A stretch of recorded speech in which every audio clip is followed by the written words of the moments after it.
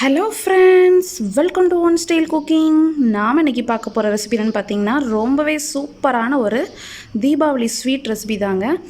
மடக்கு பூரி எப்படி ஈஸியாக வீட்டில் டேஸ்டியாக செய்யலாங்கிறத பார்க்கலாம். வாங்க வீடியோக்குள்ளே போகலாம். வீடியோக்குள்ளே போகிறதுக்கு முன்னாடி கீழே உள்ள ரெட் கலர் சப்ஸ்கிரைப் பட்டனை கிளிக் பண்ணுங்கள். கூடவே பக்கத்தில் உள்ள பெல் ஐக்கானையும் கிளிக் பண்ணுங்கள். அப்போ தான் நான் போடுற வீடியோ எல்லாமே உடனுக்குடன் உங்களுக்கு தெரிய வரும். வாங்க இப்போ வீடியோக்குள்ளே போகலாம். மடக்கு பூரி பண்ணுறதுக்கு ஃபஸ்ட்டு ஒரு பவுலில் 1 கப் போல் மைதா மாவு சேர்த்துக்கலாம். இந்த குவான்டிட்டி ஒரு 1/4 கிலோ போல் இருக்கும். இது கூட ஒரு 1/4 டீஸ்பூன் போல் லெமன் எல்லோ கலர் சேர்த்துருக்கேன். நீங்கள் ஃபுட் கலர் இல்லைன்னு நினச்சிங்கன்னா மஞ்சள் தூள் கூட சேர்த்துக்கலாம். கொஞ்சமாக நம்ம உப்பு சேர்த்துக்கலாம். மாவு பிசையும் போதே சேர்த்துக்கோங்க. ஃபஸ்ட்டு இந்த ஃபுட் கலர் இந்த உப்பெல்லாம் சேர்த்து நல்லா மிக்ஸ் பண்ணிக்கலாம். இப்போ நல்லா மிக்ஸ் பண்ணியாச்சு. இப்போ கொஞ்சம் கொஞ்சமாக தண்ணி சேர்த்து நல்லா சப்பாத்தி மாவு கன்சிஸ்டன்சிக்கு மிக்ஸ் பண்ணி எடுத்துக்கோங்க. இந்த மாவு கூடயே நம்ம ஃபுட் கலர்லாம் சேர்த்து மிக்ஸ் பண்ணும்போது நம்மளுக்கு அந்த கலர் நல்லா கிடைக்கும். நீங்கள் மாவு கூட சேர்க்கலனா சுகர் சிரப்பில் கூட மிக்ஸ் பண்ணி நம்ம இந்த மடக்கு ஸ்வீட் பண்ணலாம். மாவை இந்தளவுக்கு நல்லா பிசைஞ்சு எடுத்தாச்சு. இப்போ இதில் கொஞ்சமாக நம்ம ஆயில் சேர்த்துக்கலாம்.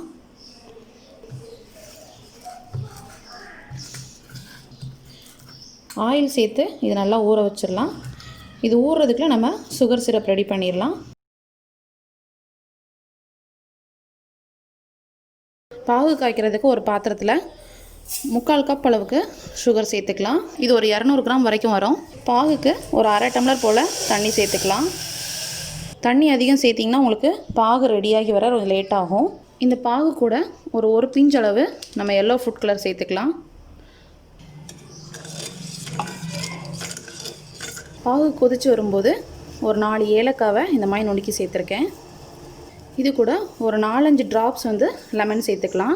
இந்த லெமன் எதுக்காக சேர்க்குறோன்னா நம்ம ஸ்வீட்லாம் செஞ்சு முடிச்சதும் அந்த சுகர் மேலே படியாமல் இருக்கும்.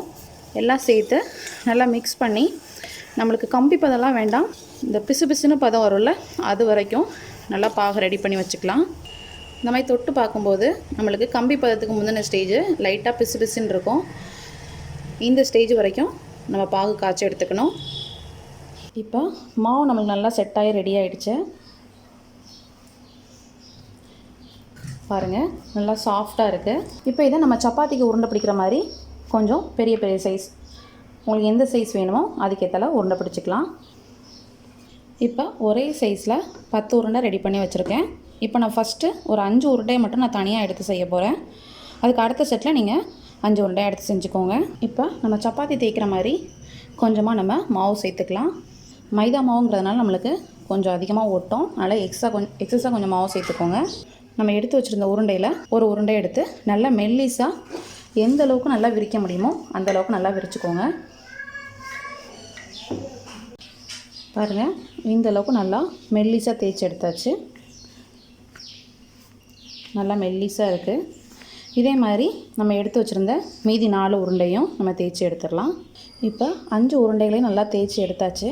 மடக்கு பூரி நம்மளுக்கு நல்லா லேயர் வர்றதுக்காக நான் நெய்யை நல்லா உருக்கி வச்சுருக்கேன்.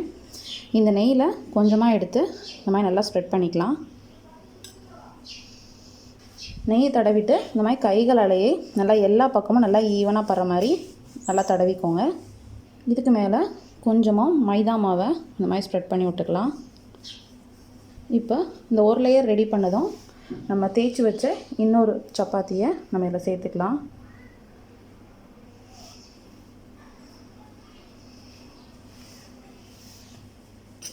இப்போ மறுபடியும் இதுக்கு மேலே நம்ம நெய் அப்ளை பண்ணிடலாம்.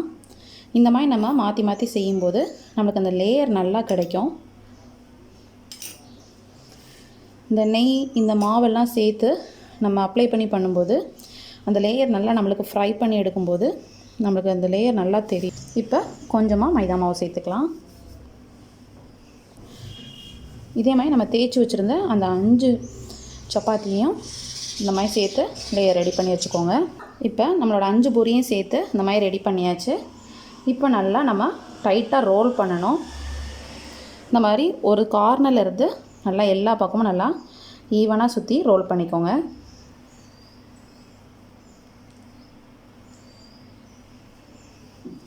நல்லா ரோல் பண்ணியாச்சு. கொஞ்சமாக நெய் சேர்த்துக்கலாம். இந்த எட்ஜஸில் மட்டும் சேர்த்து நல்லா அந்த எட்ஜஸை நல்லா ப்ரெஸ் பண்ணி விட்டுக்கோங்க. இப்போ இந்த எட்ஜஸை நம்ம கட் பண்ணி தூர எடுத்துக்கலாம். மீதி உள்ளதை இந்த மாதிரி இந்த திக்னஸ்க்கு கட் பண்ணி எடுத்துக்கோங்க. ஈக்குவல் சைஸில் நல்லா எல்லாத்தையும் நல்லா கட் பண்ணி எடுத்துக்கலாம்.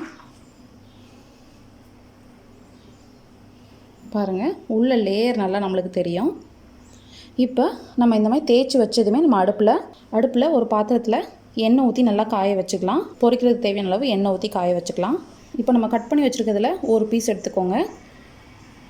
கொஞ்சமாக மாவு லைட்டாக போட்டுட்டு லைட்டாக ப்ரெஸ் பண்ணி விட்டுக்கோங்க. ரொம்ப அழுத்தி தேய்க்காமல் லைட்டாக தேய்ங்க. ரொம்ப அழுத்தி தேய்ச்சோன்னா நமக்கு அந்த லேயர் நம்மளுக்கு சரியாக கிடைக்காது. மாவோட மாவாக நல்லா ஒட்டிடும். அதனால் இந்த மாதிரி நல்லா லைட்டாக தேய்ச்சி எடுத்துக்கோங்க. இதே மாதிரி எல்லாத்தையும் தேய்ச்சி எடுத்துடலாம். இப்போ ஆயில் நல்லா காஞ்சிருச்சு. அடுப்பை லோ ஃப்ளேமில் வச்சுருங்க. இப்போ ஆயில் நல்லா சூடாகிடுச்சு. நம்ம பூரியை போட்டு ஃப்ரை பண்ணி எடுத்துடலாம். ஆயில் சூடானதும் அடுப்பை லோ ஃப்ளேமில் வச்சுக்கோங்க. ஃப்ளேம் ஹையாக இருந்துச்சுன்னா நம்ம பூரியோட கலர் சேஞ்ச் ஆகிடும். ஒரு சைடு நல்லா ஃப்ரை ஆனதும் அதை மறுபடியும் மாற்றி போட்டுக்கோங்க. லோ ஃப்ளேமில் வச்சு குக் பண்ணும்போது நம்மளுக்கு உள்ளே வர நல்லா அந்த கிறிஸ்பியாக நம்மளுக்கு ஃப்ரை ஆகி கிடைக்கும். பாருங்கள், நம்மளுக்கு கலர் எதுவுமே சேஞ்ச் ஆகாமல் அந்த எல்லோ கலர் அப்படியே கிடச்சிருக்கு பாருங்கள்.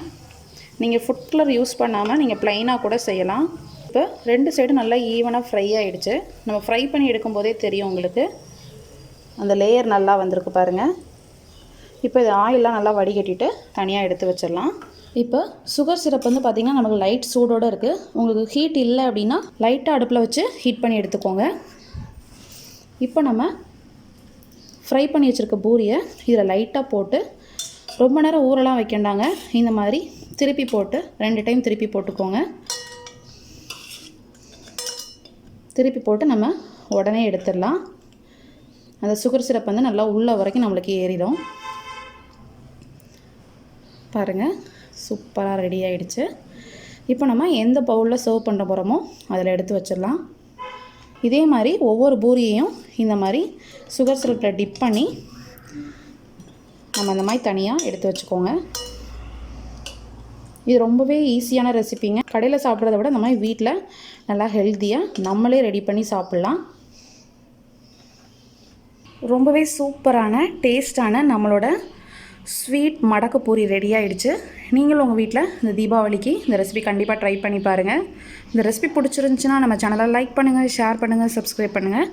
மறக்காமல் கமெண்ட் பண்ணுங்கள். தேங்க்யூ.